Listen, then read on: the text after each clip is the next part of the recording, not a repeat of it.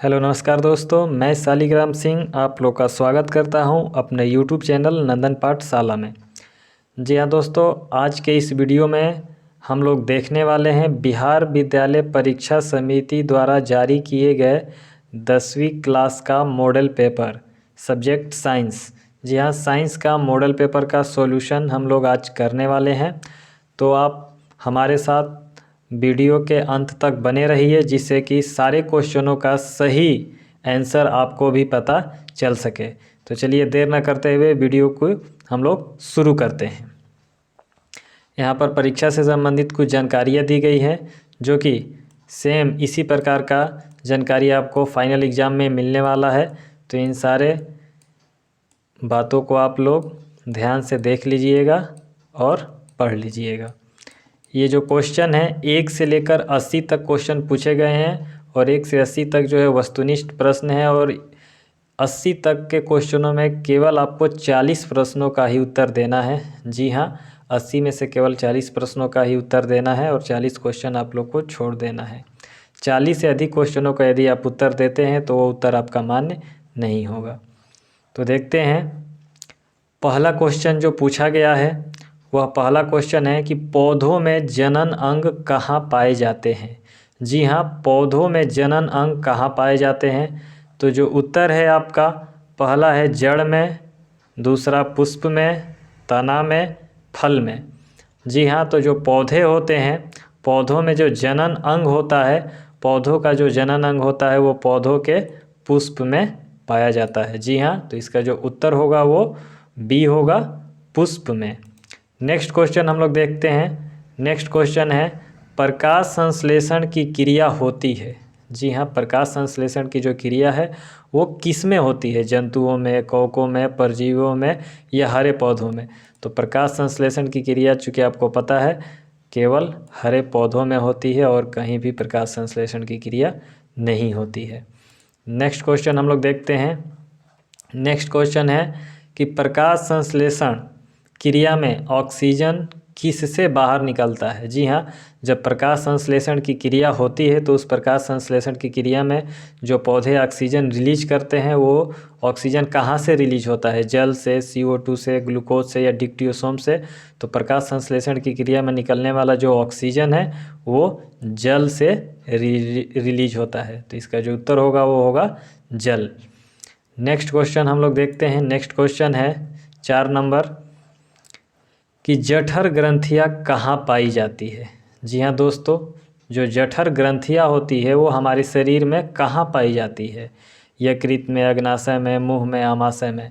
तो जो जठर ग्रंथियाँ होती है वो जठर ग्रंथियाँ हम लोग के शरीर में आमाशय में पाई जाती है। जी हाँ, इसका जो एग्जैक्ट उत्तर होगा वो होगा आमाशय में जठर ग्रंथियाँ पाई जाती है। तो चलिए नेक्स्ट क्वेश्चन हम लोग देखते हैं। 5 नंबर क्वेश्चन है कि ग्लाइकोलिसिस की क्रिया संपन्न होती है। जी हाँ, जो ग्लाइकोलिसिस की क्रिया है वो कहाँ संपन्न होती है, स्टोमाटा में, केंद्रक में, माइटोकॉन्ड्रिया में या कोशिका द्रव्य में। तो ग्लाइकोलिसिस की जो क्रिया है हमारे शरीर में, यह क्रिया जो होती है वह कोशिका द्रव्य में संपन्न होती है। तो इसका जो बिल्कुल सही उत्तर होगा ये कोशिका द्रव्य होगा। ये थोड़ा टॉप क्वेश्चन है, इसको आप लोग ध्यान में रखिएगा। नेक्स्ट क्वेश्चन हम लोग देखते हैं। छठा क्वेश्चन क्या है। छठा क्वेश्चन है इथाइल एल्कोहल किस प्रकार के शोषण से बनता है। जी हाँ, जो इथाइल एल्कोहल है वो किस प्रकार के शोषण से बनता है। तो जो इथाइल एल्कोहल है हमारे शरीर में, वह इथाइल एल्कोहल अवायवीय शोषण से बनता है। जी हाँ, इसका एग्जैक्ट उत्तर होगा अवायवीय शोषण।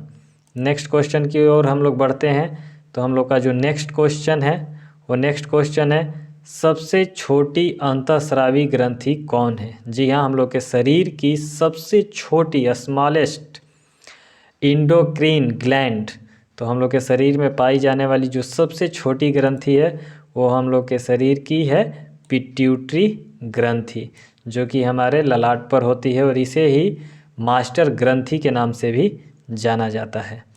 नेक्स्ट क्वेश्चन हम लोग देखते हैं। हम लोग का जो नेक्स्ट क्वेश्चन है वो नेक्स्ट क्वेश्चन क्या है, 8 नंबर क्वेश्चन, पौधों के वायवीय भागों से जल के ह्रास की क्रिया क्या कहलाती है? जी हाँ, पौधों के वायवीय भागों से जल के ह्रास की क्रिया को क्या कहा जाता है? तो पौधों के वायवीय भागों से जल का जो ह्रास होता है उसे वाष्पोत्सर्जन के नाम से जाना जाता है। जी हाँ, वाष्पोत्सर्जन कहा जाता है। 9th क्वेश्चन जो है हम लोग का, 9th क्वेश्चन है कि घेघा रोग पनपता है। जी हाँ, मानव शरीर में जो घेघा रोग पनपता है वो किसकी कमी से पनपता है? तो घेघा रोग आयोडीन की कमी से पनपता है। ये काफ़ी प्रचलित क्वेश्चन है, आशा है इसका उत्तर आपको पहले से पता होगा। हमारे शरीर में घेघा रोग जो है वो आयोडीन की कमी से पनपता है।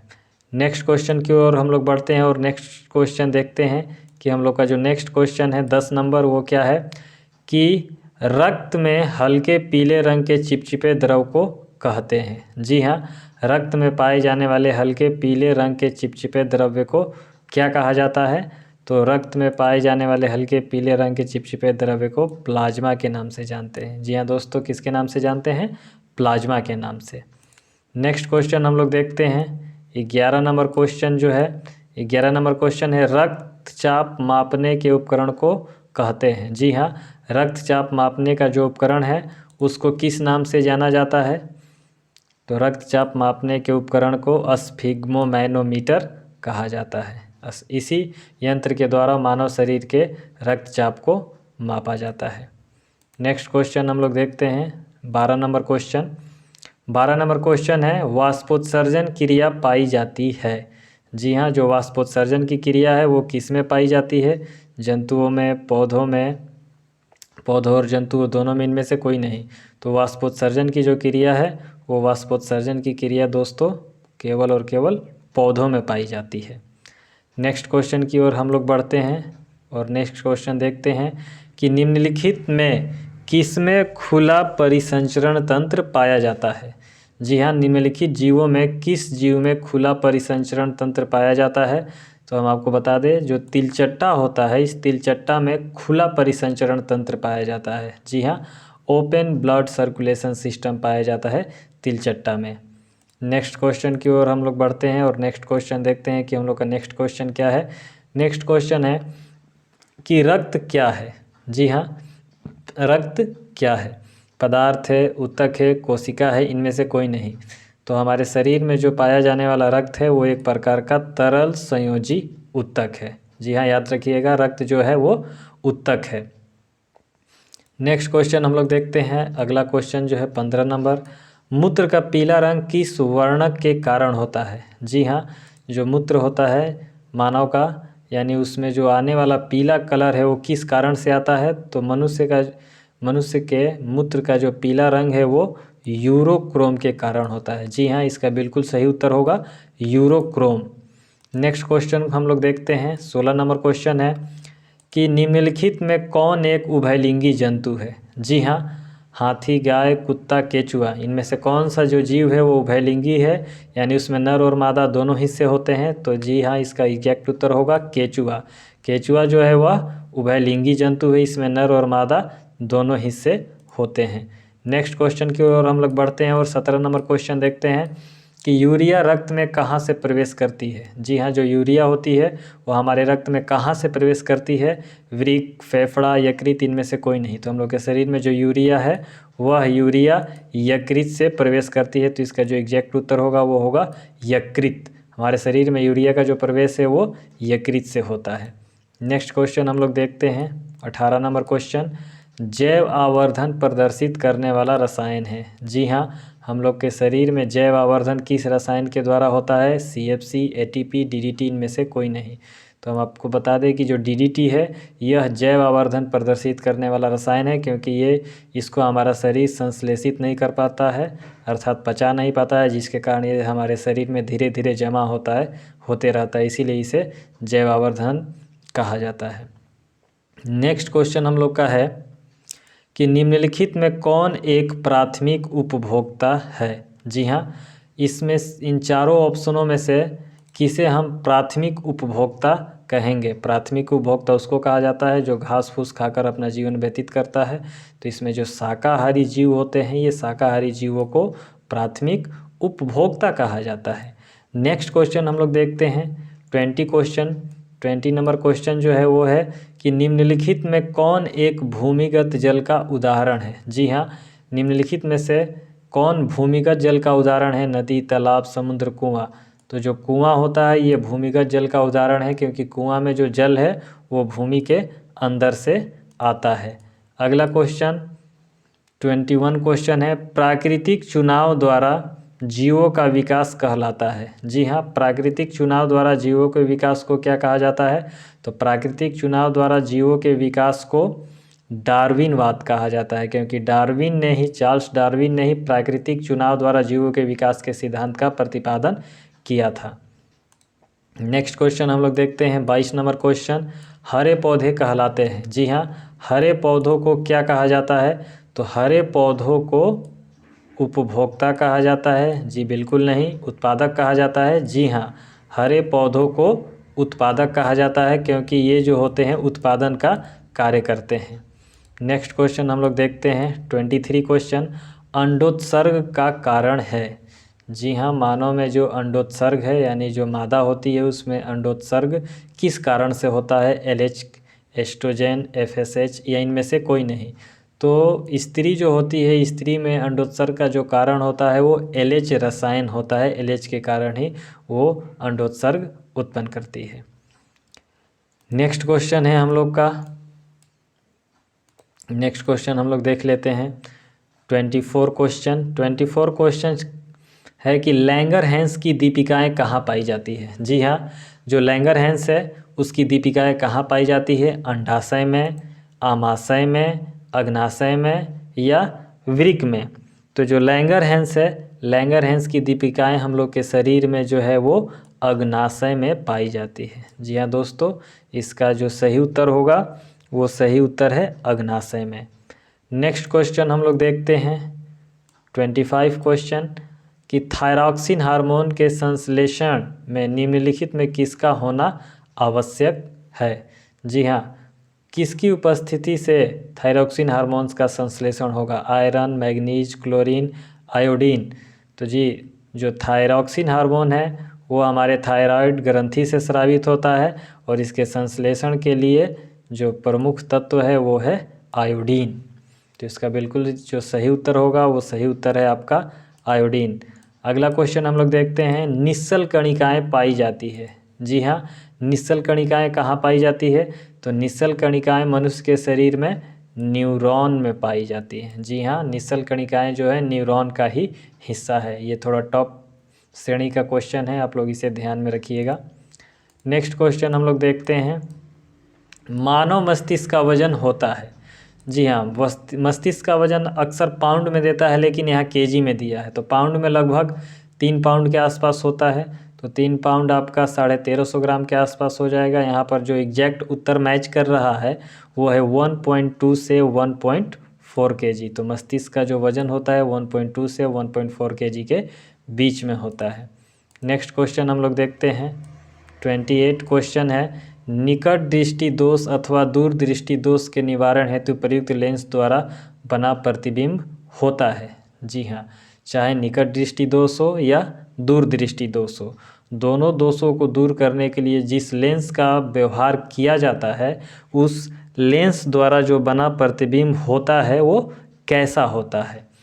तो वास्तविक और सीधा होता है, काल्पनिक सीधा होता है, काल्पनिक उल्टा होता है या वास्तविक उल्टा होता है। जी हाँ, हमारी आंखें जिस प्रकार का प्रतिबिंब बनाती है उसी प्रकार का प्रतिबिंब या लेंस बनाएंगे तभी हमारी आंखें सही से देख पाएगी। तो इसका एग्जैक्ट उत्तर होगा वास्तविक और उल्टा।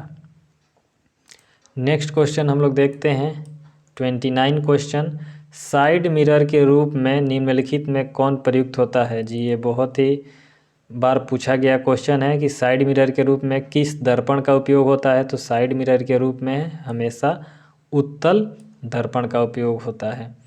नेक्स्ट क्वेश्चन हम लोग देखते हैं 30 क्वेश्चन जो है वो 30 क्वेश्चन क्या कह रहा है कि अवतल लेंस द्वारा प्राप्त प्रतिबिंब होता है।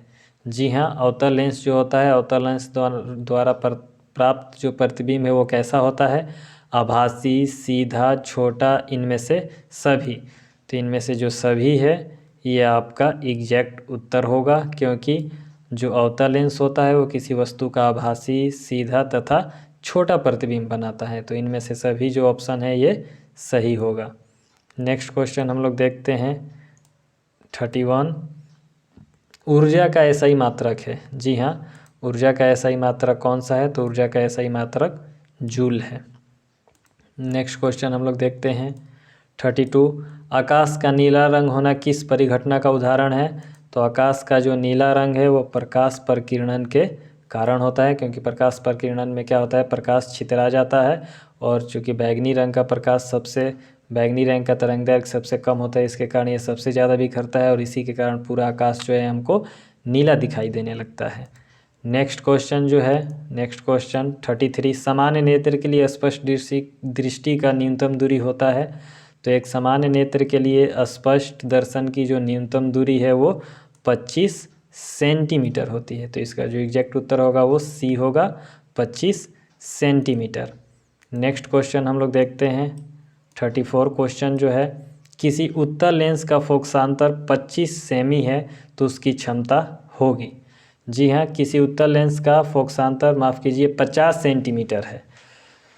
तो 50 सेंटीमीटर फोकसांतर वाले उत्तल लेंस की क्षमता कितनी होगी? तो लेंस की जो क्षमता होती है, अर्थात लेंस की क्षमता यानी पावर, तो लेंस की क्षमता P बराबर आपका होता है, P बराबर होता है आपका 1/f, जहाँ ये जो f होता है ये मीटर में होता है। तो f को मीटर में हम लोग चेंज करेंगे तो 1/2 हो जाएगा। तो यहाँ पर इसका जो एग्जैक्ट उत्तर होगा वो होगा आपका +2 डाईऑप्टर। जी हाँ, किसी उत्तल लेंस का फोकसांतर यदि 50 सेंटीमीटर है तो उसकी क्षमता होगी +2 डाईऑप्टर। नेक्स्ट क्वेश्चन हम लोग देख लेते हैं। नेक्स्ट क्वेश्चन हम लोग का जो है 35। ये 35 क्वेश्चन क्या कह रहा है? 35 क्वेश्चन है कि एक प्रिज्म कितने सतहों से घिरा रहता है? जी हाँ, एक जो प्रिज्म होता है वो, एक प्रिज्म में कितनी सतह होती है? तो कोई भी प्रिज्म जो होता है वो 5 सतहों से घिरा होता है। तो इसका उत्तर होगा 5। नेक्स्ट क्वेश्चन हम लोग देखते हैं 36 क्वेश्चन जो है, अभिनेत्र लेंस की फोकस दूरी में परिवर्तन किया जाता है। जी हाँ, अभिनेत्र लेंस की फोकस दूरी में परिवर्तन किसके द्वारा किया जाता है? तो मानव का जो अभिनेत्र लेंस होता है उसमें परिवर्तन पक्षमाभी पेशियों द्वारा किया जाता है। जी हाँ दोस्तों, पक्षमाभी पेशियों द्वारा अभिनेत्र लेंस की फोकस दूरी में परिवर्तन किया जाता है। नेक्स्ट क्वेश्चन, प्रकाश के परावर्तन के कितने नियम हैं? तो प्रकाश परावर्तन के कितने नियम हैं ये तो आप लोग जानते होंगे। प्रकाश परावर्तन के टोटल 2 नियम हैं। नेक्स्ट क्वेश्चन को हम लोग देखते हैं। नेक्स्ट क्वेश्चन है 38। फोटोग्राफी कैमरा का अभिदृश्यक होता है। जी हाँ, फोटोग्राफी कैमरा का अभिदृश्यक का मतलब उसका जो लेंस होता है वो किस प्रकार का होता है? उत्तल, अवतल, उत्तल दर्पण होता है या अवतल दर्पण होता है? तो जी हाँ, इसका जो उत्तर होगा वो होगा उत्तल लेंस। फोटोग्राफी कैमरा का जो अभिदृश्यक होता है वो उत्तल लेंस का बना होता है। नेक्स्ट क्वेश्चन हम लोग देखते हैं 39। यदि एक किरण अवतल दर्पण पर लंबवत आपतित हो तो परावर्तन के बाद किरण किस बिंदु से गुजरेगी? तो किसी भी अवतल दर्पण पर यदि कोई किरण लंबवत आपतित होती है तो परावर्तन के बाद हमेशा जो होता है फोकस से होकर निकलती है। तो इसका जो उत्तर होगा फोकस से। नेक्स्ट क्वेश्चन की ओर हम लोग बढ़ते हैं। 40 क्वेश्चन, यदि एक प्रिज्म से एक वर्णी किरण गुजरे तो इसका नहीं होगा। जी हाँ, यदि एक प्रिज्म से कोई एक वर्णी किरण गुजरे तो इसका नहीं होगा। जी हाँ, इसका क्या नहीं होगा? अपवर्तन, विचलन, वर्ण विक्षेपण, इनमें से कोई नहीं। जी हाँ, इसका जो है एग्जैक्ट उत्तर होगा वह वर्ण विक्षेपण इसका नहीं होगा। क्यों? क्योंकि यह एक वर्णी प्रकाश कह रहा है। एक वर्णी का मतलब वो कोई कलर होगा, श्वेत प्रकाश को छोड़कर कोई भी अन्य प्रकाश होगा, और हम जानते हैं प्रिज्म से गुजरने पर केवल श्वेत प्रकाश का ही वर्ण विक्षेपण होता है, और अगर श्वेत प्रकाश को छोड़कर और किसी भी कलर का कोई प्रकाश है तो उसका वर्ण विक्षेपण नहीं होगा, अपवर्तन होगा, विचलन होगा, लेकिन वर्ण विक्षेपण नहीं होगा। नेक्स्ट क्वेश्चन हम लोग देखते हैं 41 क्वेश्चन क्या है? पवन विद्युत जनित्र में कुंडली को घुमाने का काम मूलतः करती है। जी हाँ, जो पवन विद्युत जनित्र होता है उसमें कुंडली को घुमाने का काम कौन करता है? उच्च दाब की हवा, स्थिर हवा, गतिमान हवा, इनमें से कोई नहीं। जी हाँ, जो गतिमान हवा है वही कुंडली को घुमाने का कार्य करती है। नेक्स्ट क्वेश्चन की ओर हम लोग बढ़ते हैं और नेक्स्ट क्वेश्चन देखते हैं। कांच की अवतल लेंस की वायु में शक्ति होती है। जी हाँ, कांच की अवतल लेंस की वायु में शक्ति होगी। तो अवतल लेंस की जो फोकस दूरी है वो कैसी होती है? ऋणात्मक होती है। तो उसकी जो शक्ति है वो कैसी होगी? जी हाँ, वो शक्ति भी उसकी ऋणात्मक ही होगी। नेक्स्ट क्वेश्चन की ओर हम लोग बढ़ते हैं और देखते हैं कि नेक्स्ट क्वेश्चन क्या है कि निम्नांकित में कौन विद्युत का सुचालक है? जी हाँ, इनमें कौन जो है विद्युत का सुचालन करता है? आयोडीन, ग्रेफाइट, सल्फर, हीरा। तो यहाँ जो ग्रेफाइट है, ये ग्रेफाइट जो है विद्युत का सुचालक होता है। चूँकि यहाँ पर चारों ही अधातुएं हैं, लेकिन जो ग्रेफाइट एक अपवाद है जो कि विद्युत का चालन करता है। नेक्स्ट क्वेश्चन हम लोग देखते हैं 44। वक्रता त्रिज्या 1 मीटर के अवतल दर्पण की फोकस दूरी होगी।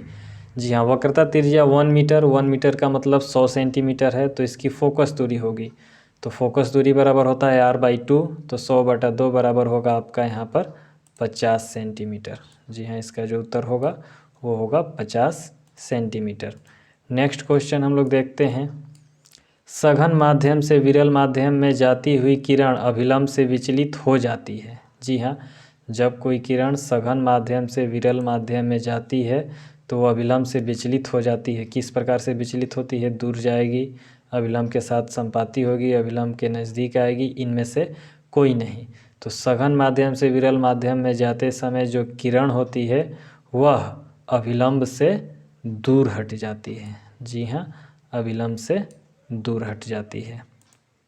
नेक्स्ट क्वेश्चन हम लोग देखते हैं 46 क्वेश्चन। विद्युत धारा उत्पन्न करने की युक्ति है। जी हाँ, जिससे विद्युत धारा उत्पन्न होता है उसे क्या कहा जाता है? विद्युत जनित्र कहा जाता है। जी हाँ, विद्युत धारा उत्पन्न करने की युक्ति को विद्युत जनित्र कहा जाता है। नेक्स्ट क्वेश्चन हम लोग देखते हैं 47। ऊर्जा का पारंपरिक स्रोत है। जी हाँ, ऊर्जा का पारंपरिक स्रोत कौन सा है? पवन ऊर्जा, सौर ऊर्जा, कोयला, बायोगैस। तो ऊर्जा का पारंपरिक स्रोत जो है वो है आपका कोयला। नेक्स्ट क्वेश्चन हम लोग देखते हैं 48 क्वेश्चन जो है 48 क्वेश्चन क्या कह रहा है? 48 क्वेश्चन है कि कांच की एक समांतर पट्टिका पर श्वेत किरण तिरछी आपतित होती है। निम्नांकित में कौन प्रथम अपवर्तन के साथ घटित होगा? जी हाँ, इस क्वेश्चन को आप लोग ध्यान से देखिएगा, नहीं तो ये क्वेश्चन आपको गड़बड़ा सकता है। कांच की एक समांतर पट्टिका पर श्वेत किरण तिरछी आपतित होती है, तो निम्नांकित में कौन प्रथम अपवर्तन के साथ घटित होगा? यानी प्रथम अपवर्तन के साथ कौन सी घटना घटित होगी? विचलन, विक्षेपण, परावर्तन या इनमें से सभी? तो इनमें से आपका जो उत्तर होगा वो होगा विक्षेपण की जो घटना है वो सबसे पहले घटित होगी। नेक्स्ट क्वेश्चन की ओर हम लोग बढ़ते हैं 49 क्वेश्चन। हमारे घरों में जो विद्युत आपूर्ति की जाती है वह होती है। तो घरों में विद्युत जो आपूर्ति की जाती है वो 220 वोल्ट की प्रत्यावर्ती धारा होती है। जी हाँ, 220 वोल्ट की प्रत्यावर्ती धारा, दिष्ट धारा नहीं होती है, प्रत्यावर्ती धारा होती है। नेक्स्ट क्वेश्चन हम लोग देखते हैं 50 क्वेश्चन क्या है? जस्ता की परमाणु संख्या है। जी हाँ, आपने परमाणु संख्या को याद किया होगा, तो याद किया है तो आपको पता भी होगा जस्ता की परमाणु संख्या कितनी होती है। तो जस्ता की परमाणु संख्या 30 होती है। नेक्स्ट क्वेश्चन हम लोग देखते हैं धोबिया सोडा का रासायनिक सूत्र क्या है? जी हाँ, धोबिया सोडा का मतलब धोने वाला सोडा। तो धोबिया सोडा का जो रासायनिक फार्मूला होता है वो सोडियम कार्बोनेट इंटू 10H2O होता है। जी हाँ, सोडियम कार्बोनेट इंटू 10H2O जो है यह धोबिया सोडा का फॉर्मूला है। नेक्स्ट क्वेश्चन हम लोग देखते हैं निम्नांकित में कौन प्रबल क्षारक है? जी हाँ, इन चारों ऑप्शनों में कौन प्रबल क्षारक है? तो इन चारों ऑप्शनों में जो प्रबल क्षारक है वो है सोडियम हाइड्रोक्साइड। जी हाँ, सोडियम हाइड्रोक्साइड जो है वो प्रबल क्षारक है।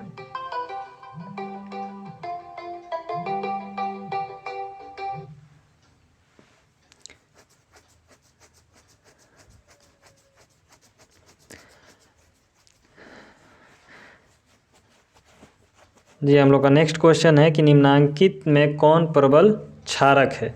तो यहाँ पर जो आप लोग देख रहे हैं, यहाँ चारों के चारों ऑप्शन क्षार ही है, लेकिन यहाँ प्रबल क्षारक बताना है आपको। तो यहाँ पर जो प्रबल क्षारक है वो सोडियम हाइड्रोक्साइड है। जी हाँ, सोडियम हाइड्रोक्साइड यहाँ पर प्रबल क्षारक है। और ये तीनों के तीनों जो है ये दुर्बल क्षारक है। आप लोग याद रखिएगा, ये तीनों जो है ये दुर्बल क्षारक है और सोडियम हाइड्रोक्साइड जो है यहाँ पर प्रबल क्षारक है। नेक्स्ट क्वेश्चन हम लोग देखते हैं। नेक्स्ट क्वेश्चन हम लोग का है कि हेमाटाइट निम्नांकित में किस धातु का अयस्क है। जी हाँ, हेमाटाइट से निम्नांकित में से किस धातु का निष्कर्षण किया जाता है। तो जो हेमाटाइट होता है वो यहाँ पर आप लोग देख सकते हैं लोहा का अयस्क है। हेमाटाइट जो है लोहा का अयस्क है, अर्थात हेमाटाइट से लोहा का निष्कर्षण किया जाता है। नेक्स्ट क्वेश्चन हम लोग देख रहे हैं 54 नंबर, सल्फाइड अयस्क का सांद्रण निम्नांकित में किस विधि द्वारा होता है। जी हाँ, सल्फाइड अयस्कों का सांद्रण किस विधि द्वारा होता है। तो आप लोग पढ़े होंगे, सल्फाइड अयस्कों का जो सांद्रण है वो फेन प्लमन विधि द्वारा किया जाता है। जी हाँ, सल्फाइड अयस्कों का जो सांद्रण होता है वह फेन प्लमन विधि द्वारा होता है।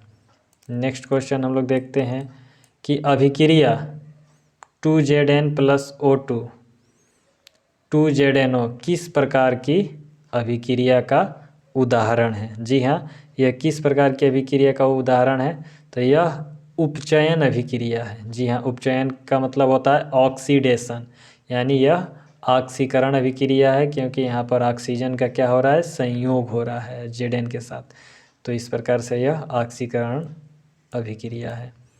ग्लूकोज का आणविक सूत्र होता है। जी हाँ, ग्लूकोज का आणविक सूत्र क्या होता है। तो C6H12O6 ये जो है ग्लूकोज का आणविक सूत्र होता है। ये तो आपको याद होगा। आगे हम लोग बढ़ते हैं, अगला क्वेश्चन देखते हैं। 57 क्वेश्चन है, अम्ल का जलीय विलयन विद्युत का संचालन करता है, क्योंकि अम्ल जल में क्या होता है। जी हाँ, अम्ल का जलीय विलयन विद्युत का संचालन करता है, किस कारण से करता है। तो अम्ल जो होता है विद्युत का संचालन करता है क्योंकि यह जल में क्या हो जाता है, आयनित हो जाता है। जी हाँ, आयनित होने के कारण ही जो अम्ल होता है वो जल में विद्युत का संचालन करता है। नेक्स्ट क्वेश्चन हम लोग देखते हैं। नेक्स्ट क्वेश्चन है, लिथियम के बाह्यतम सेल में कितने इलेक्ट्रॉन विद्यमान हैं। जी हाँ, Li यानी लिथियम के बाहरी कक्षा में टोटल कितने इलेक्ट्रॉन होते हैं। तो लिथियम के बाहरी कक्षा में केवल 1 इलेक्ट्रॉन होता है। नेक्स्ट क्वेश्चन, आवर्त सारणी के शून्य समूह का तत्व है। जी हाँ, आवर्त सारणी के शून्य समूह का तत्व निम्नलिखित में कौन है। तो आवर्त सारणी के शून्य समूह का जो तत्व है वो हीलियम है। अब यहाँ शून्य समूह किसे कहते हैं। तो जो हमारा 18वां वर्ग होता है आवर्त सारणी का, उसे शून्य समूह भी कहा जाता है। और इसमें सारी की सारी निष्क्रिय गैसें होती हैं। जी हाँ, इसमें सभी जो है निष्क्रिय गैसें भरी होती है। यानी हम लोग का नेक्स्ट क्वेश्चन है 59 नंबर, आवर्त सारणी के शून्य समूह का तत्व है। जी हाँ, आवर्त सारणी के शून्य समूह का तत्व कौन है। तो आवर्त सारणी के शून्य समूह का तत्व जो होता है वो हीलियम होता है। और शून्य समूह हम लोग 18वें वर्ग को कहते हैं, और 18वें वर्ग में सारी की सारी निष्क्रिय गैसें हैं। नेक्स्ट क्वेश्चन हम लोग देखते हैं। नेक्स्ट क्वेश्चन हम लोग का है 60 नंबर कि निम्नांकित में सर्वाधिक विद्युत ऋणात्मक तत्व कौन है। जी हाँ, सबसे अधिक विद्युत ऋणात्मक तत्व इन चारों में कौन है। तो सबसे अधिक विद्युत ऋणात्मक तत्व फ्लोरीन होता है। जी हाँ, इन चारों ऑप्शनों में ही नहीं, पूरी हमारी आवर्त सारणी में अब तक खोजे गए सभी तत्वों में सबसे ज़्यादा विद्युत ऋणात्मक तत्व जो है वो फ्लोरीन होता है। नेक्स्ट क्वेश्चन हम लोग देखते हैं, जल के वैद्युत अपघटन में कैथोड पर कौन सी गैस मुक्त होती है। जी हाँ, जल के वैद्युत अपघटन में कैथोड पर कौन सी गैस मुक्त होती है। तो कैथोड पर जो है हाइड्रोजन गैस मुक्त होती है। जी हाँ, जल के वैद्युत अपघटन में कैथोड पर हाइड्रोजन गैस मुक्त होती है। नेक्स्ट क्वेश्चन हम लोग देखते हैं 62 नंबर, हमारा शरीर का pH मान क्या है। जी, हमारे शरीर का pH मान कितना होता है। तो हमारे शरीर का जो pH मान होता है वो 7.0 से 7.8 तक होता है। नेक्स्ट क्वेश्चन हम लोग देखते हैं कि निम्नांकित यौगिकों में कौन अम्ल है। जी हाँ, इन चारों ऑप्शनों में कौन अम्ल है? तो यहाँ पर आप लोग देख रहे हैं कि ये जो है H2SO4 जो है यह अम्ल है, यानी इसे सल्फ्यूरिक अम्ल के नाम से भी जाना जाता है। नेक्स्ट क्वेश्चन हम लोग देख रहे हैं 64। निम्नांकित में कौन संश्लेषित सूचक है? जी हाँ, निम्नांकित में कौन जो है वो संश्लेषित सूचक है? सूचक तो यहाँ पर सभी है, लेकिन संश्लेषित सूचक, तो यहाँ पर जो संश्लेषित सूचक है वो है मेथिल ऑरेंज। जी हाँ, हल्दी भी सूचक है, लिटमस पत्र भी सूचक है, लाल पत्ता गोभी भी सूचक है, लेकिन यहाँ संश्लेषित सूचक की बात हो रही है तो मेथिल ऑरेंज जो है यह संश्लेषित सूचक है। और इसके अलावा एक और होता है फिनैप्थेलिन। जी हाँ, इन दोनों को संश्लेषित सूचक कहा जाता है। नेक्स्ट क्वेश्चन हम लोग देखते हैं। कार्बन डाइऑक्साइड जल से अभिक्रिया करके बनाता है। जी हाँ, कार्बन डाइऑक्साइड जल से अभिक्रिया करके क्या बनाता है? तो जो कार्बन डाइऑक्साइड है वह जल से अभिक्रिया करके कार्बोनिक अम्ल बनाता है। जी हाँ, कार्बोनिक अम्ल, कार्बन डाइऑक्साइड जल से अभिक्रिया करके कार्बोनिक अम्ल बनाता है। नेक्स्ट हम लोग देखते हैं, कॉपर पाइराइट का रासायनिक संगठन है। जी हाँ, कॉपर पाइराइट जो होता है इसका रासायनिक संगठन क्या है? तो कॉपर पाइराइट का जो रासायनिक संगठन है वो है CuFeS2, इसे ही कॉपर पाइराइट कहा जाता है। नेक्स्ट क्वेश्चन की ओर हम लोग बढ़ते हैं 67 क्वेश्चन। प्रकृति में मुक्त अवस्था में पाई जाने वाली धातु है। जी हाँ, प्रकृति में मुक्त अवस्था में कौन सी धातु पाई जाती है? सोना, जिंक, लोहा, तांबा। तो प्रकृति में जो सोना है यह मुक्त अवस्था में पाई जाती है। नेक्स्ट क्वेश्चन हम लोग देखते हैं, निम्नांकित में कौन सी धातु सबसे अधिक अभिक्रियाशील है? जी हाँ, इनमें उपस्थित सबसे अधिक अभिक्रियाशील धातु कौन सी है? तो सबसे अधिक अभिक्रियाशील धातु यहाँ पर Zn है। जी हाँ, जिंक यानी जस्ता। और इसमें सबसे कम अभिक्रियाशील धातु कौन है? तो Au यानी सोना। नेक्स्ट क्वेश्चन को हम लोग देखते हैं, किसी अधातु के बाह्यतम सेल में इलेक्ट्रॉनों की संख्या हो सकती है। जी हाँ, यदि कोई अधातु है तो उसके बाहरी कक्षा में इलेक्ट्रॉनों की संख्या हो सकती है। क्या हो सकती है? तो यहाँ पर आप लोग देख रहे हैं ये जो बी ऑप्शन है ये आपका बिल्कुल सही है, 4, 5, 6 या फिर 7। नेक्स्ट क्वेश्चन हम लोग देखते हैं 70 क्वेश्चन माफ़ कीजिएगा। 70 नंबर क्वेश्चन है कि पीतल निम्नलिखित में किनकी मिश्र धातु है? जी हाँ, जो पीतल होता है वो किससे मिलकर बना होता है? तो इसका जो उत्तर होगा वह कॉपर और जिंक। जी हाँ, कॉपर और जिंक के मिलने से पीतल का निर्माण होता है। नेक्स्ट क्वेश्चन हम लोग देखते हैं 71 क्वेश्चन, निम्नलिखित में कौन समावयवी है? जी हाँ, निम्नलिखित में कौन एक समावयवी है?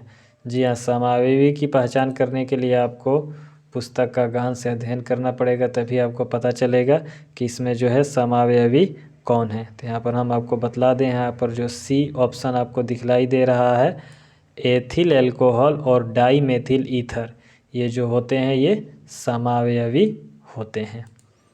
नेक्स्ट क्वेश्चन हम लोग देखते हैं 72 कि CH3O C2H5 का IUPAC प्रणाली के अनुसार नाम होगा। जी हाँ, यह जो यहाँ पर सूत्र दिया गया है, संरचना सूत्र, इस सूत्र का IUPAC प्रणाली के अनुसार क्या नाम होगा?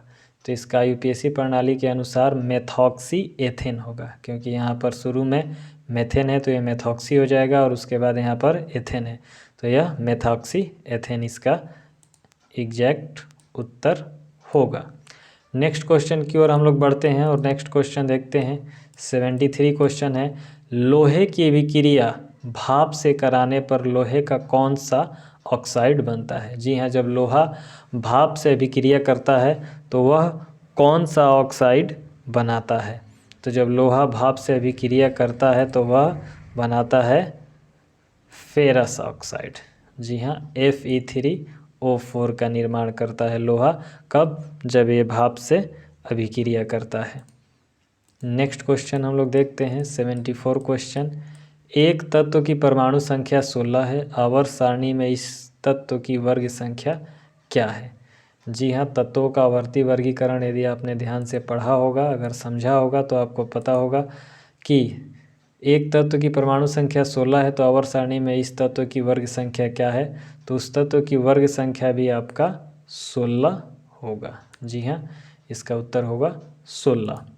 नेक्स्ट क्वेश्चन हम लोग देखते हैं 75 क्वेश्चन। निम्नलिखित में कौन सी धातु तनु सल्फ्यूरिक अम्ल के साथ अभिक्रिया नहीं करती है। जी हाँ, तनु सल्फ्यूरिक अम्ल के साथ अभिक्रिया नहीं करने वाली धातु इनमें से कौन सी है, तो जी हाँ, एकमात्र धातु जो है Cu यानी जो कॉपर है, यह कॉपर ही तनु सल्फ्यूरिक अम्ल के साथ अभिक्रिया नहीं करता है। बाकी तीनों धातुएं जिंक, फेरस और मैग्नीशियम ये अभिक्रिया करती है किसके साथ, तनु सल्फ्यूरिक अम्ल के साथ। नेक्स्ट क्वेश्चन हम लोग देखते हैं, एक मिश्र धातु में 90% Cu और 10% टिन है, इस मिश्र धातु का नाम क्या है।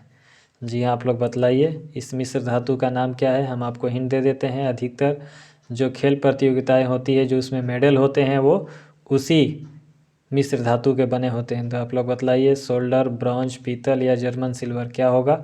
जी यहाँ पर एग्जैक्ट उत्तर जो होगा वो होगा ब्रॉन्ज यानी कांसा। यानी कांसा जो बनता है वह 90% तांबा और 10% टीन का मिश्र धातु होता है। नेक्स्ट क्वेश्चन हम लोग देखते हैं, जिंक सोडियम हाइड्रोक्साइड के साथ अभिक्रिया करके बनाता है। जी हाँ, जिंक जो होता है सोडियम हाइड्रोक्साइड के साथ प्रतिक्रिया करके क्या बनाता है, तो जिंक सोडियम हाइड्रोक्साइड के साथ प्रतिक्रिया करके H2 गैस बनाता है। जी हाँ, क्या बनाता है, H2 गैस यानी हाइड्रोजन गैस को वह रिलीज करता है।